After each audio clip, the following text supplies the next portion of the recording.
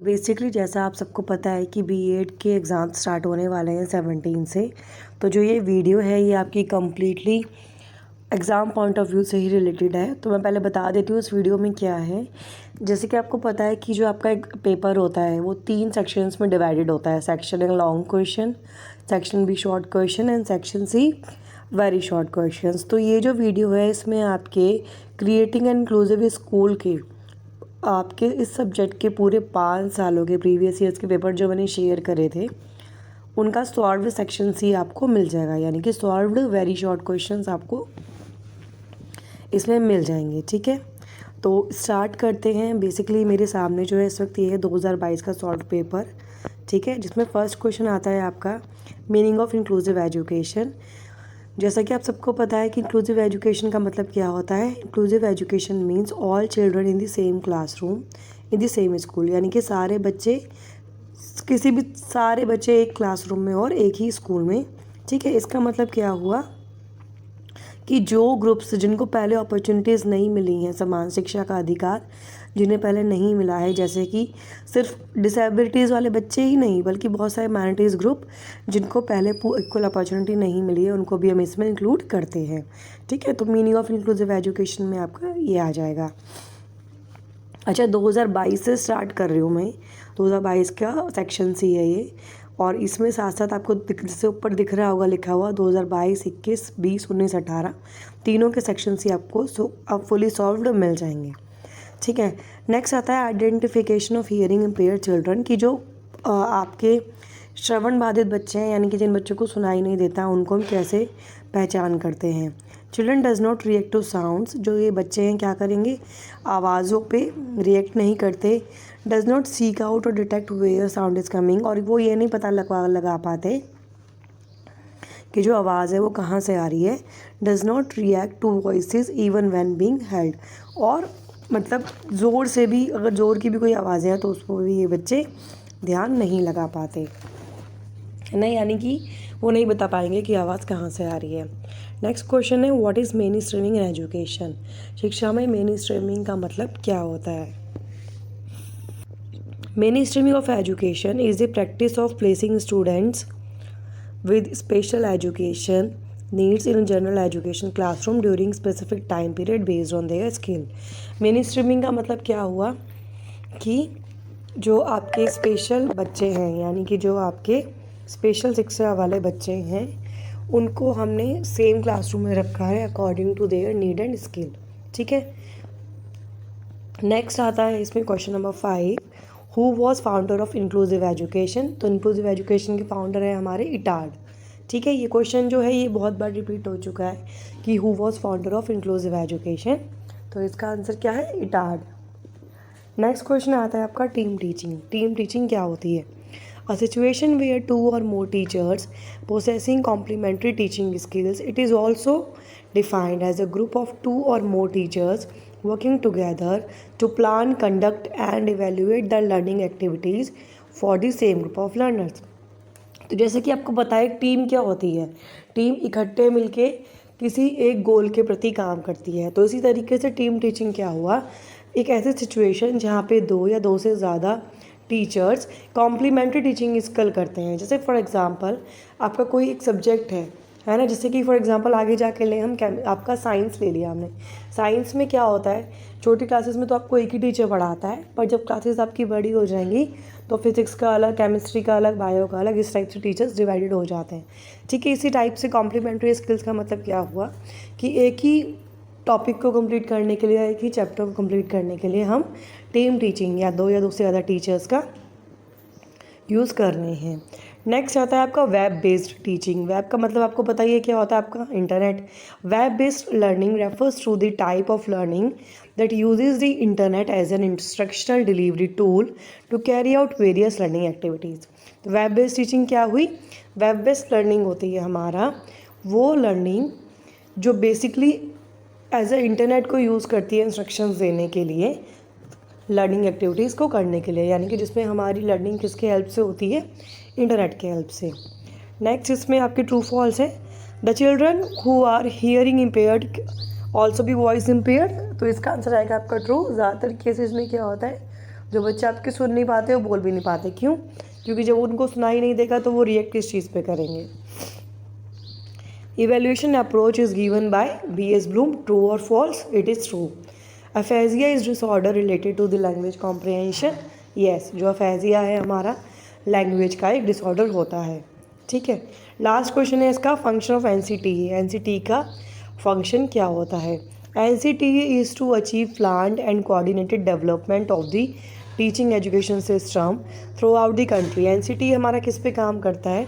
NCT हमारा काम करता है कि जो टीचर एजुकेशन है वो उसकी डेवलपमेंट के लिए the regulation and proper maintenance of norms and standards in the teacher education, और रूल्स एंड रेगुलेशंस को प्रॉपर तरीके से टीचर एजुकेशन में मैनेज किया जाए। ठीक है, तो ये 2022 का सेक्शन C हमने डिस्कस कर लिया है। इसकी PDF मैं अटैच कर दूँगी डिस्क्रिप्शन बॉक्स में। ठीक है, 2022 के बाद चलते हैं 2021 के सेक्शन C पे। वेरी शॉर्ट क्वेश्चंस में बच्चों को बहुत प्रॉब्लम आता है, बिकॉज आंसर्स काफ़ी मतलब क्वेश्चंस काफ़ी डीप से बीच में से पूछ लिए जाते हैं। तो अगर आप इन क्वेश्चंस को कर लेंगे 5 ईयर्स को, तो मुझे नहीं लगता आपका कोई क्वेश्चन रह जाएगा सेक्शन C का। अब आता है सेक्शन C 2021 का। तो इसका फर्स्ट है ट्रू और false. There is no difference between mentally retarded and backward children. आपको पता होगा, ये डिटेल में पढ़ा होगा, मेंटली रिटार्डेड और बैकवर्ड चिल्ड्रन दोनों अलग अलग होते हैं। तो ये स्टेटमेंट हो गई हमारी false. Orthopedically improved children can be identify by their behaviour, orthopedically impaired children can be identify by their true behaviour. तो इट इज़ ट्रू, यानी कि जो ऑर्थोपेडिकली जिन बच्चों को प्रॉब्लम होती है उनको हम देखने से ही बता सकते हैं। नेक्स्ट है आपका there is no difference between guidance and counselling. ये भी फॉल्स है, गाइडेंस एंड काउंसलिंग दोनों अलग अलग चीज़ें होती हैं। नेक्स्ट क्वेश्चन है inclusive education is organised for special education. ये भी फॉल्स है, इंक्लूसिव एजुकेशन सिर्फ स्पेशल एजुकेशन के लिए नहीं होती, ये सभी प्रकार के बच्चों के लिए होती है। Braille was developed by Louis. Yes, ये बिल्कुल ठीक है। जिन्होंने ब्रेली लिपि का आपका जो डेवलप किया था वो थे हमारे Louis Braille. Stammering is a type of speech disorder. ये भी इसका आंसर आएगा स्पीच। वाई? स्टैमरिंग का मतलब क्या होता है आपका हकलाना, तो वो हमारा किस में आ जाता है? स्पीच डिसऑर्डर में। Founder of inclusive education was Etard. ये क्वेश्चन आपका बहुत बार रिपीट हुआ है। को टीचिंग मीन्स व्हेन 2 और more educator co plan construct and co assess. को टीचिंग का मतलब जब 2 टीचर साथ मिलके क्या करते हैं? प्लान बनाते हैं और इंस्ट्रक्शंस बनाते हैं और एक साथ ही को एसेस करते हैं। Recommendation of education for equality of women was done by doctor Radhakrishnan.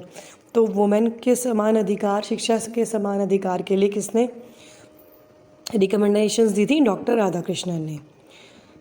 अब लास्ट क्वेश्चन है इसका 21। Health impaired children are admitted in inclusive schools. ठीक है, को टीचिंग का बारे में एक और लिख सकते हैं आप, यहाँ पे डेफिनेशन लिखी हुई है। को टीचिंग इज़ व्हेन 2 और more educator co plan, co instruct and co assess a group of students with diverse needs in the same general education classroom. यानी कि जब टीचर्स क्या करते हैं, 2 या 2 से ज़्यादा एजुकेटर्स एक साथ प्लान बनाते हैं, इंस्ट्रक्शंस बनाते हैं, डाइवर्स नीड्स, बच्चों की डाइवर्स नीड्स को किस तरीके से पूरा किया जाए उसके लिए। ठीक है, सेक्शन C हमने 2022 का कर लिया, 21 का कर लिया, और अब ये 2020 का।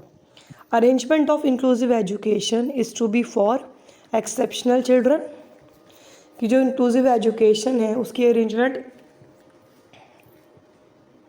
किसके लिए होती है? एक्सेप्शनल चिल्ड्रन के लिए। फॉल्स, नहीं।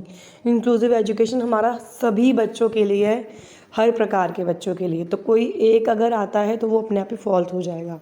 National institute of visually handicapped is in Dehradun. ये बिल्कुल ट्रू है। जो हमारे विजुअली हैंडीकैप्ड बच्चे होते हैं, जो देख नहीं पाते, उसका नेशनल इंस्टीट्यूट हमारा देहरादून में है।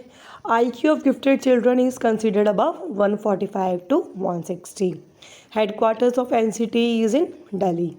First of all, concept of IQ was given by William Stern. Establishment of RCI was in 1986. Concept of program instruction was given by B.F. Skinner. अभी आपका मल्टीपल चॉइस क्वेश्चन है। Identification of mental retarded children is based on education achievement, IQ, या both A and B? तो इसका answer आएगा both A and B. उनके हम educational achievement और साथ साथ IQ दोनों से पता लगा सकते हैं कि बच्चा मेंटली रिटार्डेड है या नहीं। नेक्स्ट आता है आपका फाउंडर ऑफ इंक्लूसिव एजुकेशन। वही देखो, ये क्वेश्चन हर ईयर में अब तक तीनों साल में आया है। It is Etard. NCTE was established on 95। कब एस्टैब्लिश हुआ था हमारा NCTE? 95 में। अब आता है हमारा 2019 का section C। Arrangement of special education is to be done for special student. जो स्पेशल एजुकेशन का एक कंसेप्ट है वो किसके लिए करा जाता है? स्पेशल बच्चों के लिए। Braille script is used for blind children. ये सब में हमें पता है कि जो ब्रेली लिपि होती है हमारी, लुइस ब्रेली के द्वारा दी गई थी। ये किसने दी थी? ब्लाइंड चिल्ड्रन ने। Cause of multi handicapped are mainly prenatal and environment. ठीक है, बेसिकली क्यों कैसे होती है आपकी? ये प्रीनेटल भी हो सकती है और एनवायरनमेंट की वजह से भी हो सकती है। Children of hearing impaired, classification of hearing impaired is based on IQ। ये गलत है।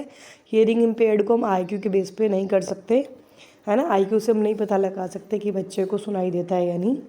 There is no difference between mentally retarded and backward children. तो ये भी फॉल्स है। ये क्वेश्चन हर ईयर में रिपीट हुआ है अब तक।